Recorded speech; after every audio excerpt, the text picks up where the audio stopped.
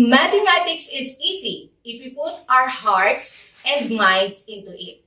Good day, Puerto Princesa! I am Lenny Noro, your teacher buddy for today's lesson. Prepare your paper and pen as we begin to learn and enjoy our topics for this subject.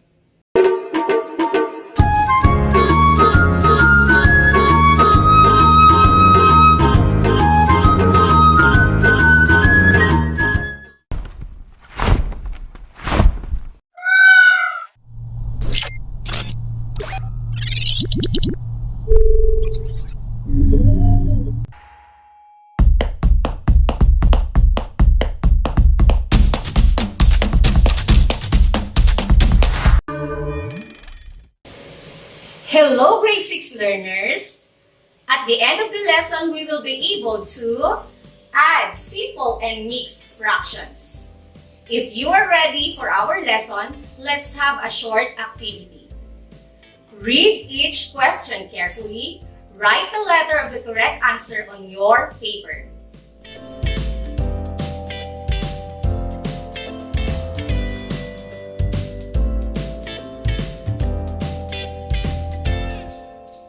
Number 1.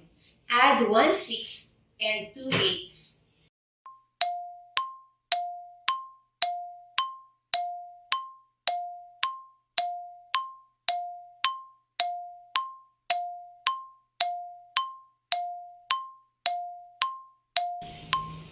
The correct answer is letter B. Number 2. Add 7/10 plus 2/10.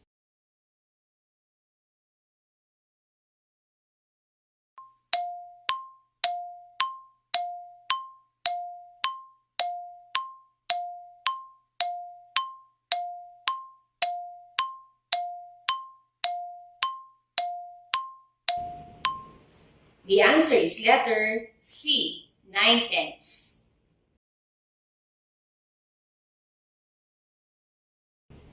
Number 3.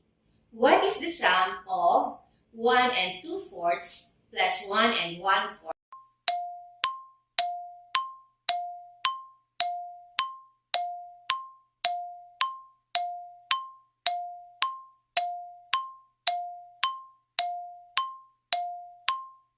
The correct answer is letter A, 2 and 3/4. Number 4. What is the sum of 1/5 and 2/4?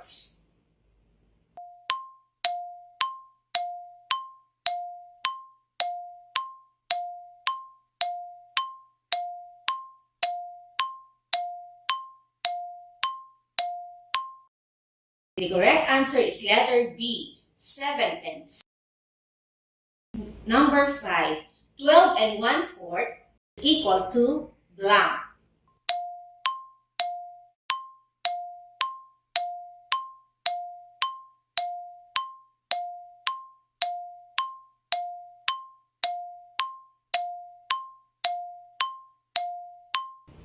The answer is letter B, 17 and 3/4. What is your score? Did you get the perfect score? If yes, good job. If no, don't you worry. We will deepen your understanding so you can get a higher score at the end of this episode.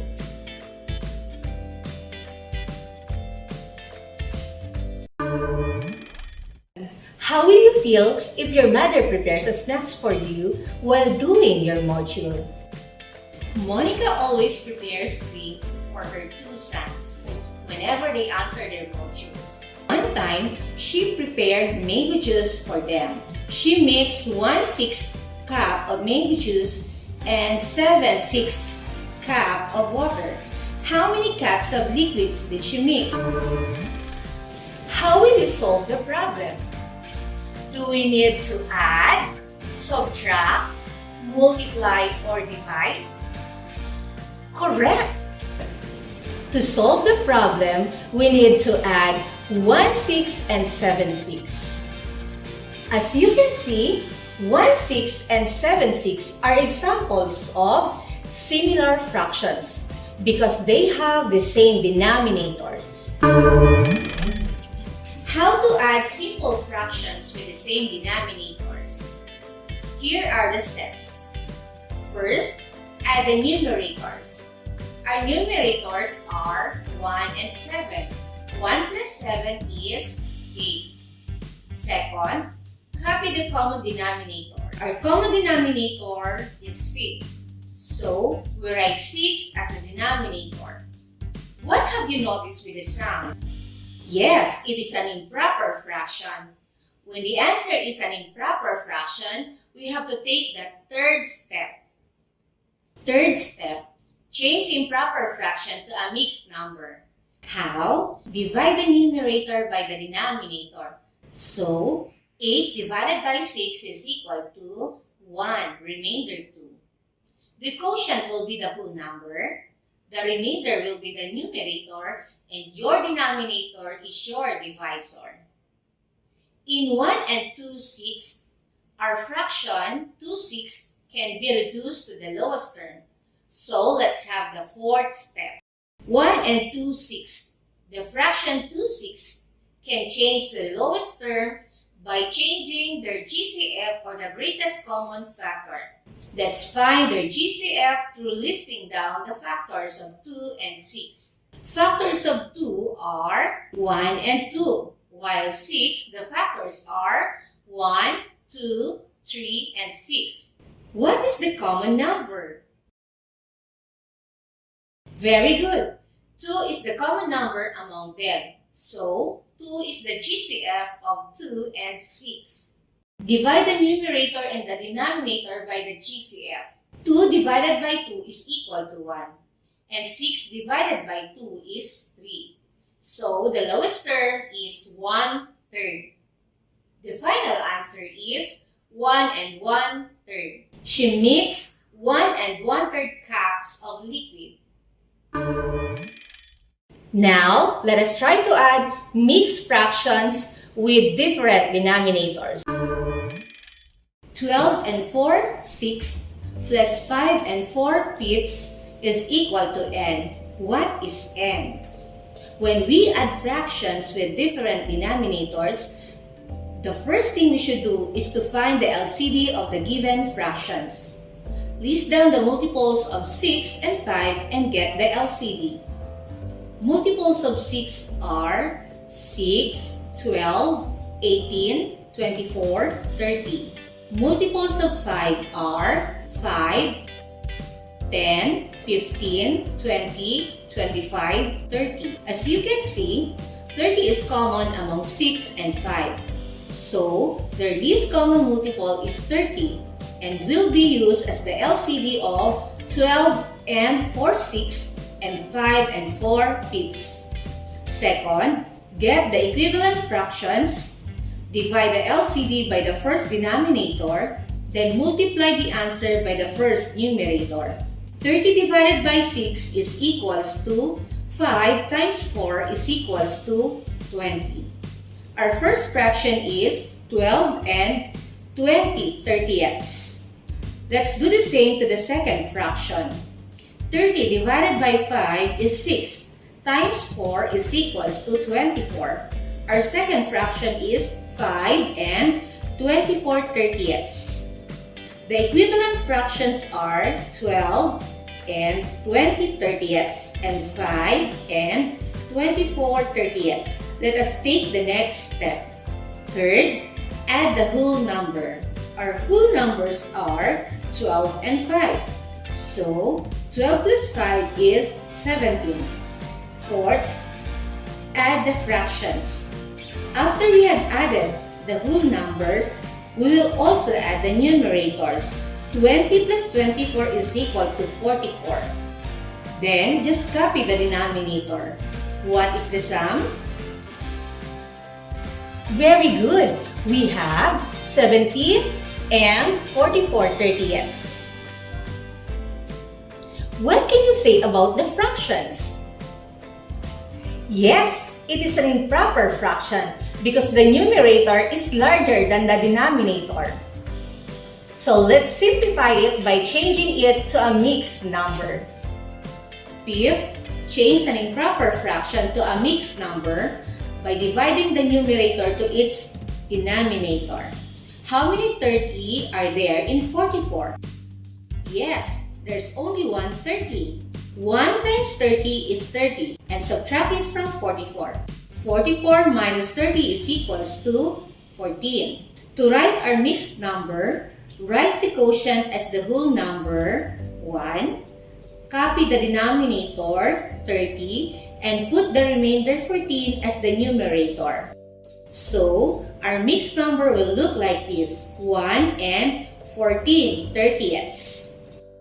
Now, we have formed another fraction. So, we are going to add it to the whole number 17. Add the whole number and the fractional total. 6. We will add 1 and 14 thirtieths to 17.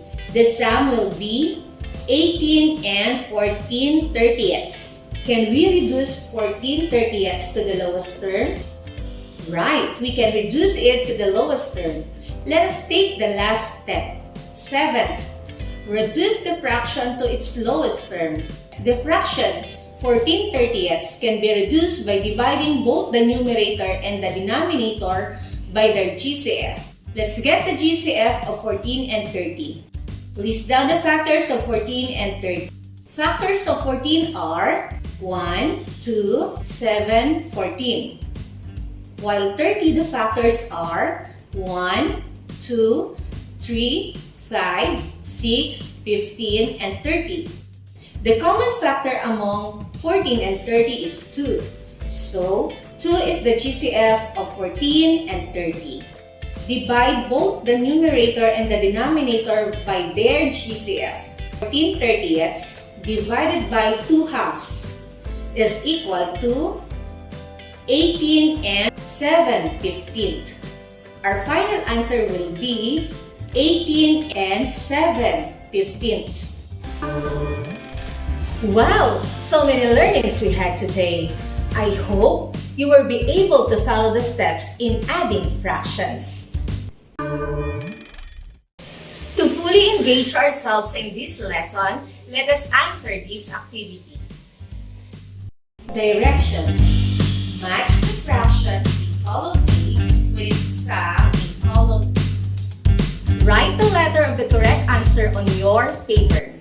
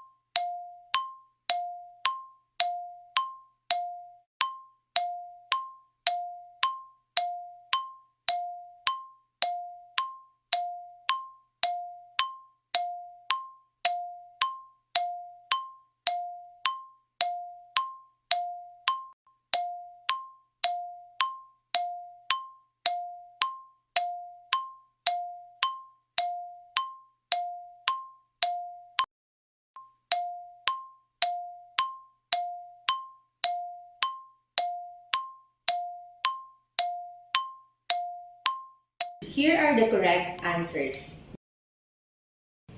Number 1, the correct answer is letter D. Number 2, letter B. Number 3, letter E. Number 4, letter C. And number 5 is letter A.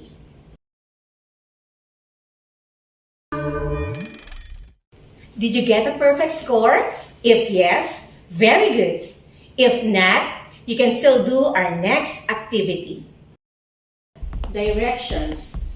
Add the two fractions below to complete the pyramid.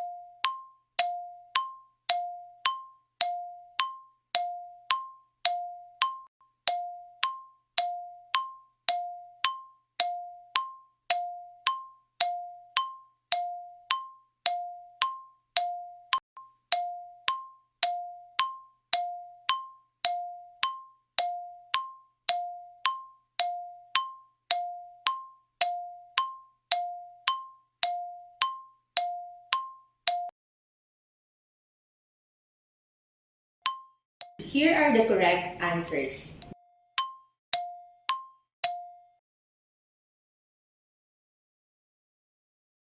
Number 1, 3 and 2/3 plus 5 and 1/3 is equal to 8 3/3 or 9.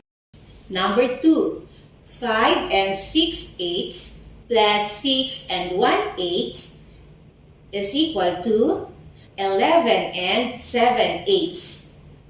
Number 3, 10 and 3/5 plus 8 and 1/5 is equal to 18 and 4/5. What did you learn today?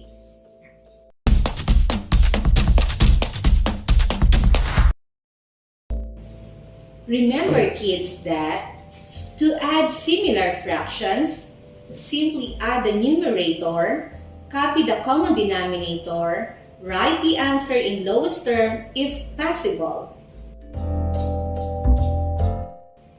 To add the similar fractions, find the least common denominator and change the fractions to similar fractions, and then follow the steps in adding similar fractions. To add mixed fractions, add the whole number first, then follow the steps in adding similar or dissimilar fractions.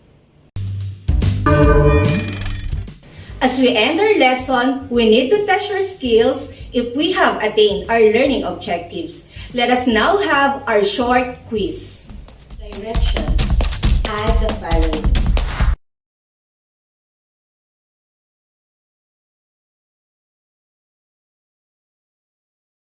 Number 1. 1/6 plus 2/8 is equal to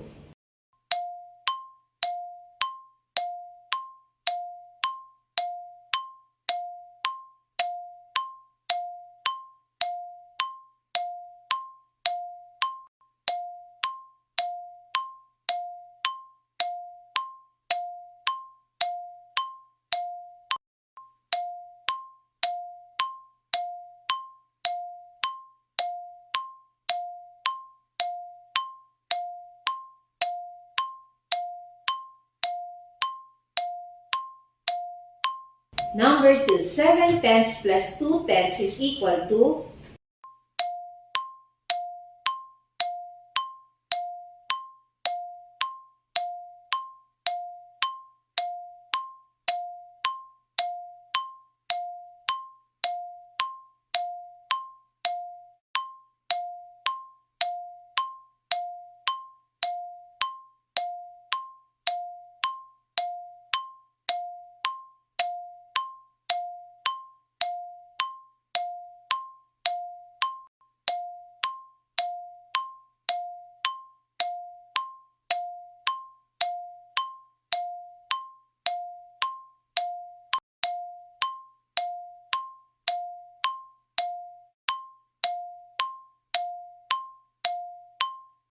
1 2/4 plus 1 1/4 is equal to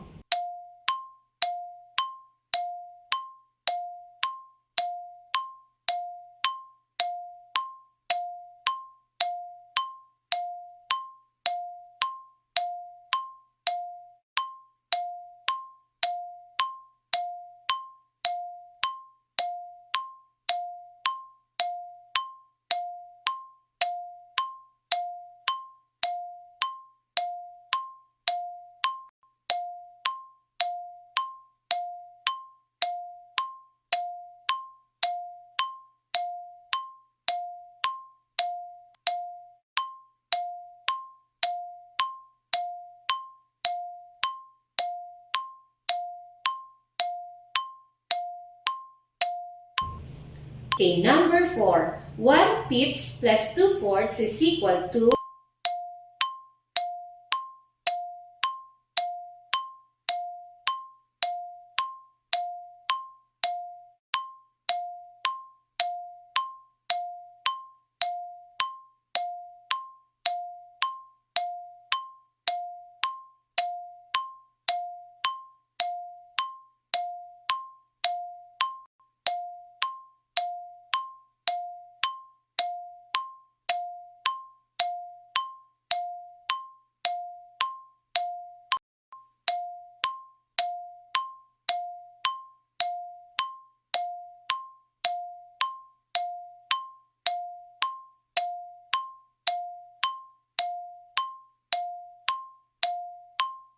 number 5. 12 1/4 plus 5 1/2 is equal to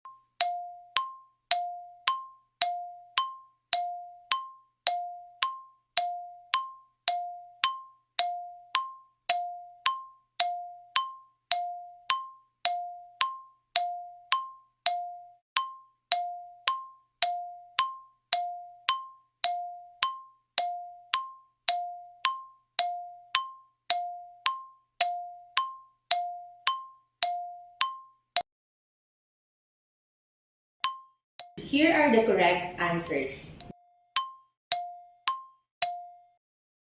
Number 1. 1/6 plus 2/8 is equal to, the LCD is 24. 24 divided by 6, that is 4 times 1, 4. Plus 24 divided by 8, that is 3 times 2, 6. Add the numerators, 4 plus 6 is equal to 10. Copy the common denominator, 24. Simplify 10/24 is equal to 5/12. Number 2, 7/10 plus 2/10 is equal to, add the numerators, 7 plus 2 is equal to 9, then copy the common denominator which is 10. 9/10 is in simplest form, that is letter C. 1 2/4 plus 1 1/4 is equal to Add the whole number, 1 plus 1, that is 2. Add the numerator, 2 plus 1, that is 3. Then copy the common denominator, which is 4. 3/4 is in simplest form. The final answer is 2 and 3/4, which is letter A. Number 4. 1/5 plus 2/4 is equal to, the denominator is 20. 20 divided by 5, that is 4 times 1, 4. Plus 20 divided by 4 is 5 times 2, that is 10. Add the numerators, 4 plus 10 is equal to 14. Then copy the common denominator, which is 20. Or 14 and 20th have common factor, which is 2. 14 divided by 2, that is 7. 20 divided by 2, that is 10. The final answer is 7/10, or that is letter B. 12 and 1/4 plus 5 and 1/2, the LCD is 4. 4 divided by 4 is 1 times 1, 1. 4 divided by 2, that is 2 times 1, 2. Then add the whole number, 12 plus 5, that is 17. Add the numerators, 1 plus 2 is 3. Then copy the denominator, which is 4. 3/4 is in lowest term. The final answer is 17 and 3/4, or that is letter D. How many correct answers did you get? Excellent! Don't worry if you don't get the perfect score. You can still review and rewatch this video lesson. For your assignment, add the following fractions. Express your answer in lowest term if possible.